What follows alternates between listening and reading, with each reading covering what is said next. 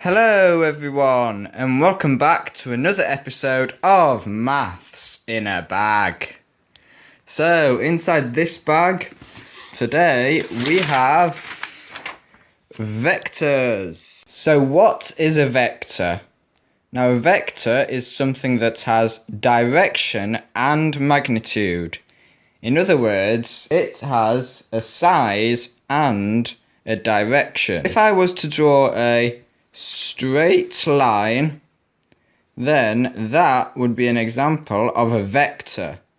Now you could say that this straight line goes between 2 points, point A and point B, and we can call this vector A.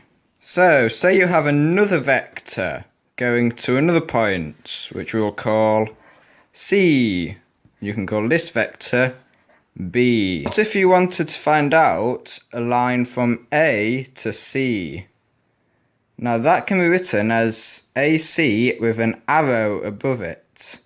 However, there are many other ways to write vectors.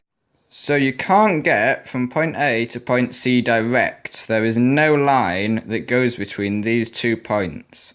However, you can get from A to C by going along A and then along B.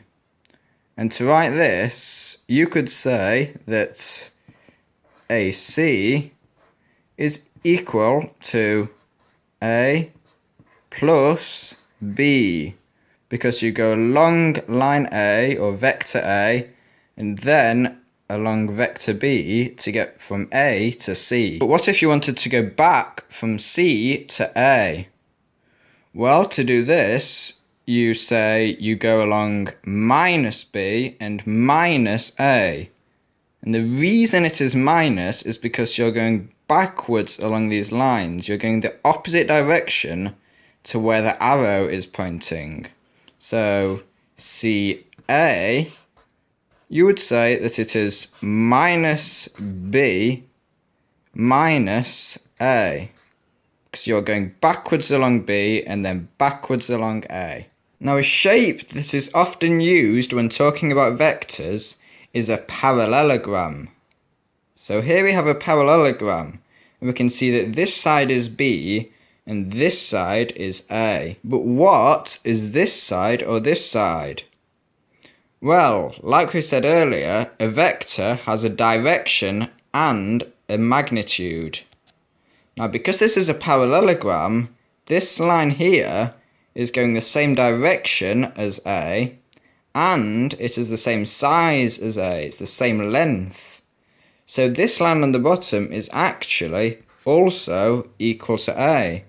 And likewise, this line here is also equal to B. Here's another example of where a vector could be used. So, if we assume that B is the midpoint of AC, so it is halfway along this line, and that A is only the part from A to B, then this part here would also be A. So, you can see here, you have 2 A's. So, the vector AC here would be equal to 2A. Here's a more complicated question.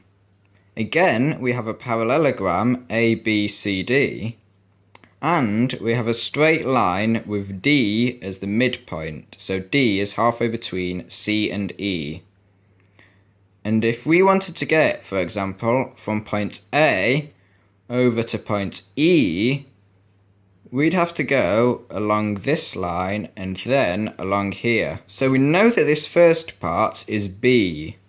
So, to get from A to C, we know that is just B. But what about this part? Well, we know that A is this line, and because the shape is a parallelogram, this part here is also A. Since D is the midpoint, we have another A here, so from C to E, that is 2A. So if you put these two together, you find out what you do to get from A to E. So AE is equal to b plus 2a. For any question about vectors, all you have to really do is to just follow the lines that you'd use to get between 2 points. So here you follow this line and then follow this line. You just have to work out what all of these lines are. So, thank you for watching this episode of Maths in a Bag. If you have any suggestions for future videos, leave them down in the comments below. It's now time to put this maths back into the bag. Something else, I have been receiving quite a few suggestions for future videos, and I am trying to get through these as quickly as I can.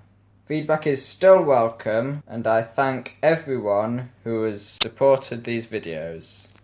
Again, thank you for watching this Maths in a Bag video.